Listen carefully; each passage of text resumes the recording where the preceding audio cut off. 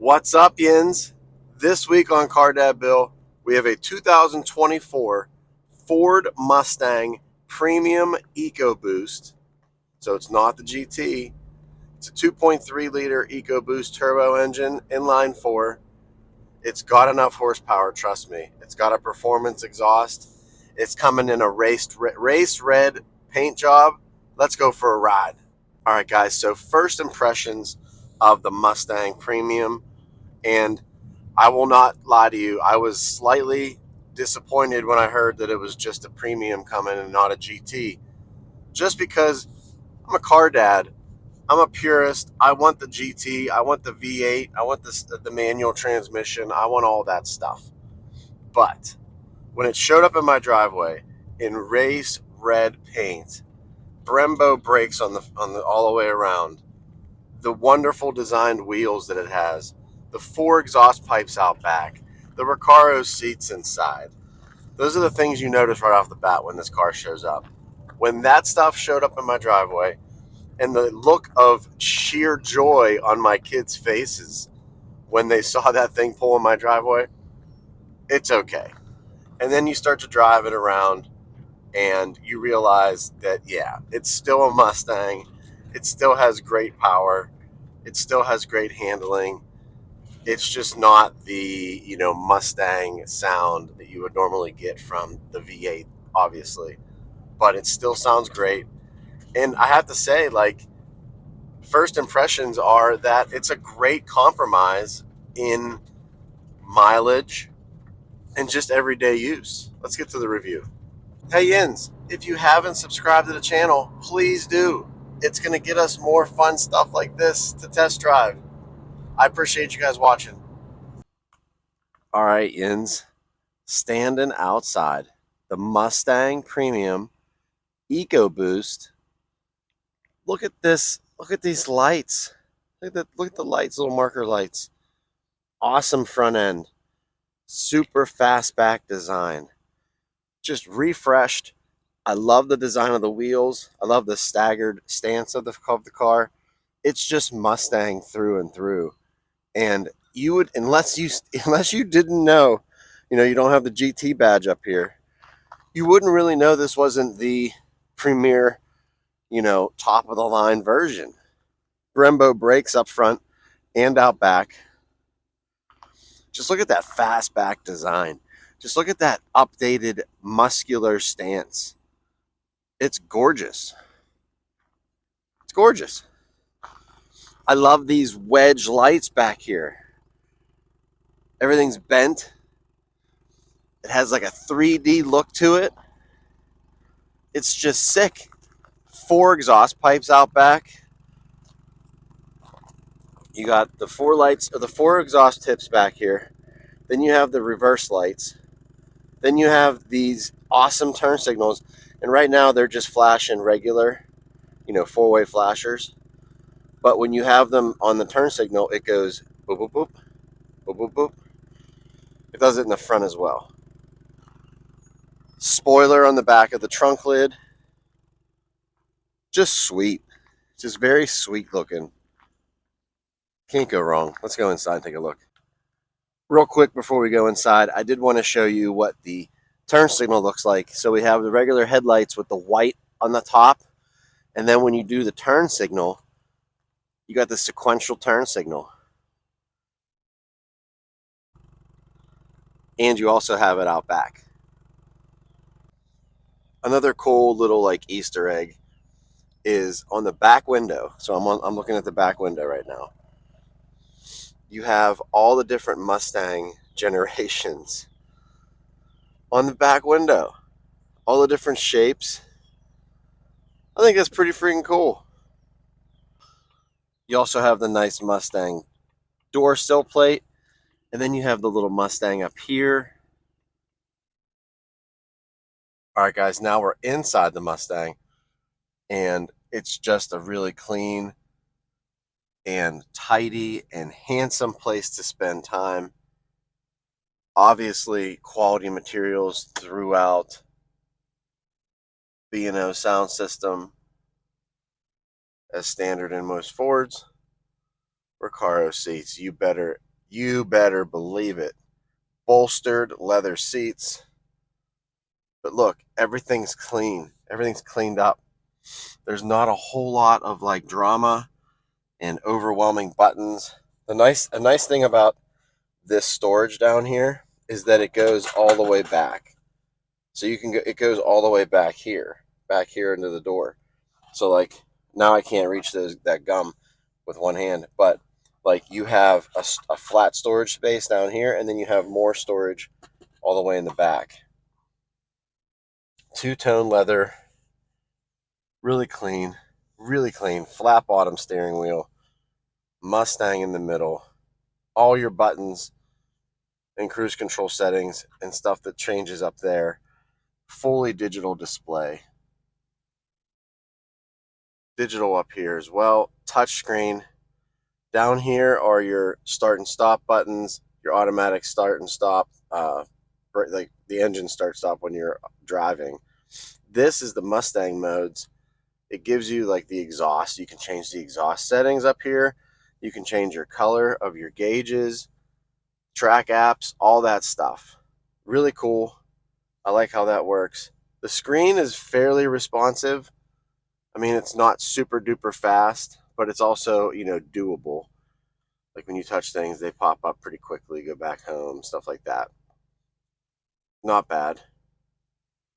Over here, though, is where you change your modes. You change your modes with this button, and then the modes switch up top there. And you can see like all these different things that fly up, all these different animations that come up as you go through the different settings. So that's neat. Sport exhaust is on now since we're in sport mode. Volume control is down here, which is not my favorite place for it. You guys know that.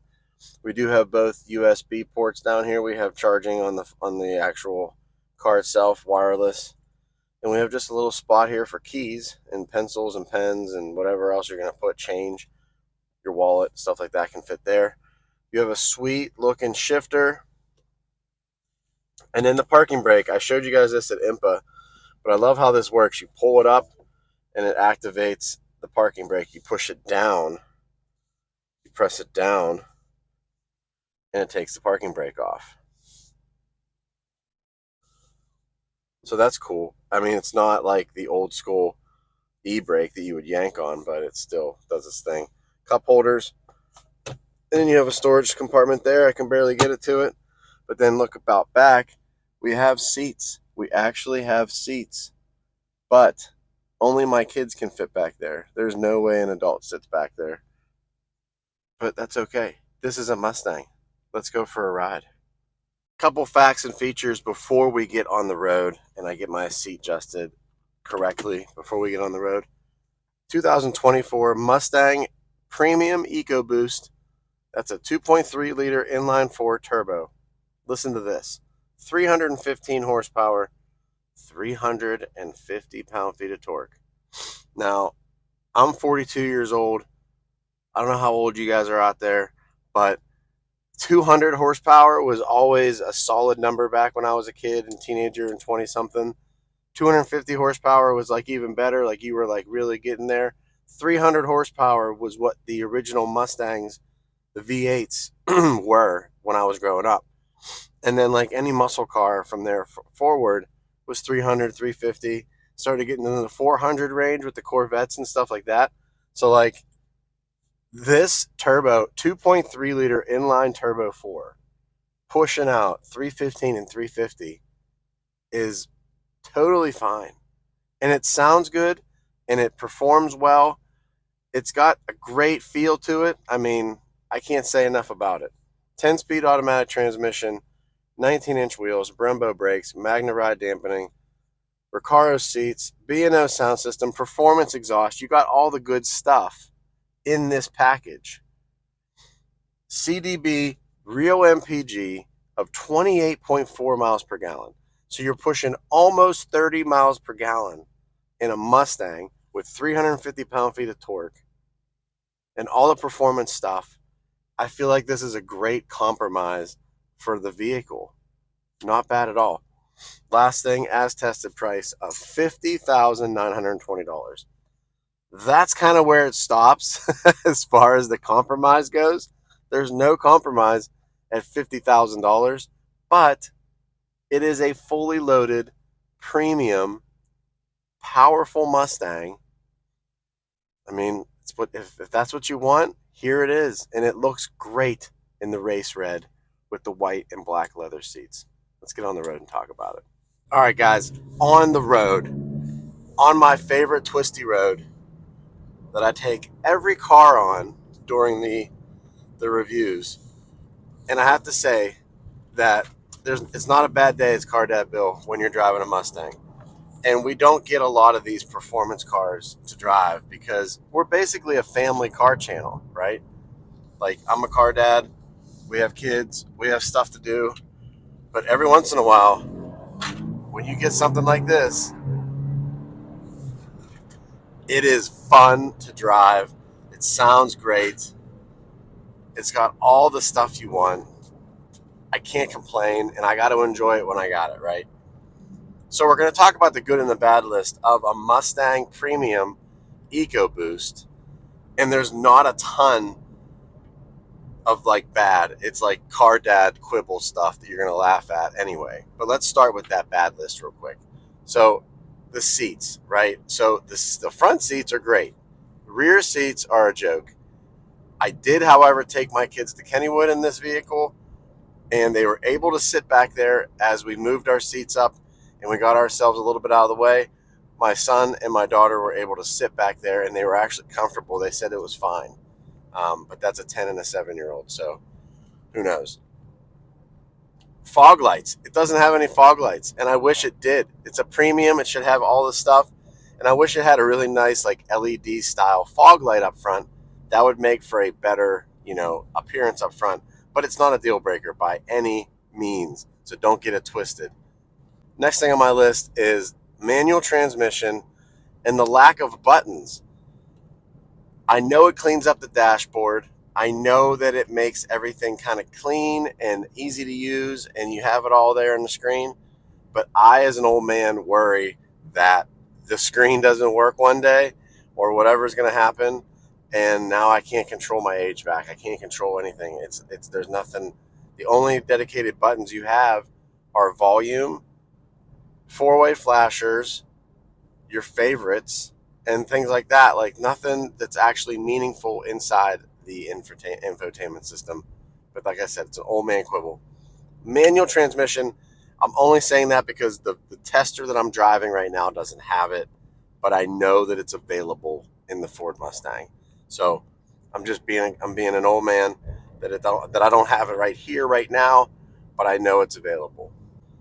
Good list comes up with the obvious culprits, right? You're driving a Mustang Performance premium model, so the comfort is wonderful. These Recaro seats are supportive. They're comfortable. They're fun to sit in, and they're comfortable to sit in for a long period of time.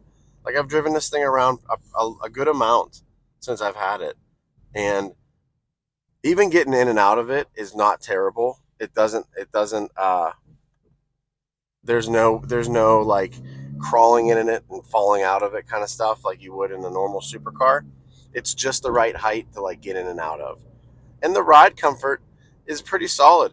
I mean, it takes bumps hard. It's got the Magna-Rise suspension dampening, so it takes bumps harder. You want that, though, in a performance car like this because you want to be able to hammer those corners, and boy, can you hammer those corners in this thing. The performance is the next thing on my list. The 2.3-liter turbo had me wondering. It had me thinking, I don't know if this is going to be that much of a performance car, but it really is that much of a performance car. And it sounds great while you're doing it. I can't complain. The style and the stereo are the last two things on my list.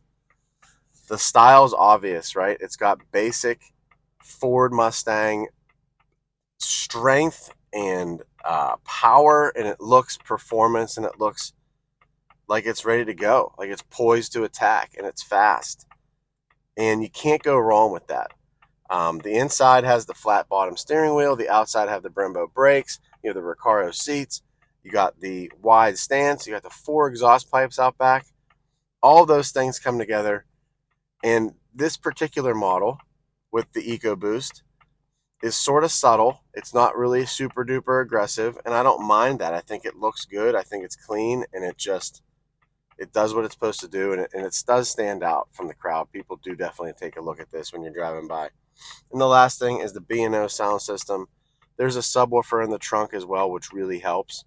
And I like it. It sounds good. I don't have the radio on very often when I'm driving because when you have that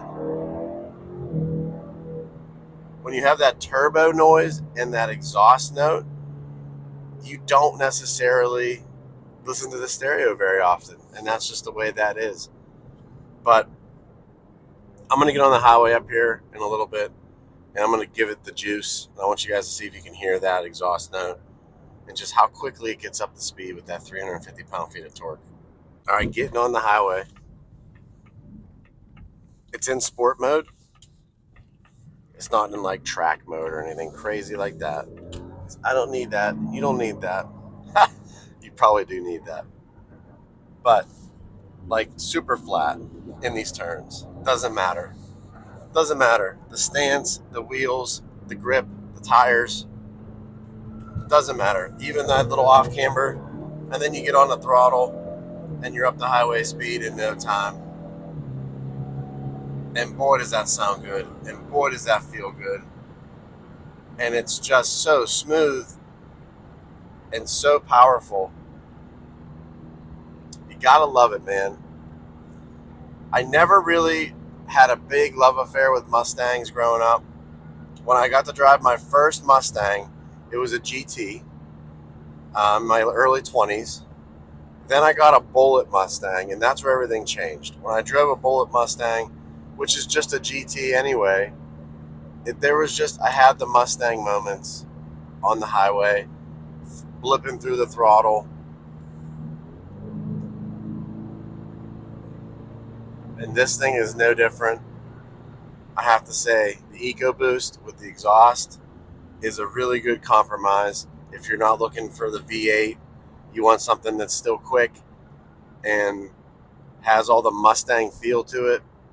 This one is that. Bravo to Ford. Well done. This is Car Dad Bill this week. Real cars for real people for real life. I'll talk to you guys next week.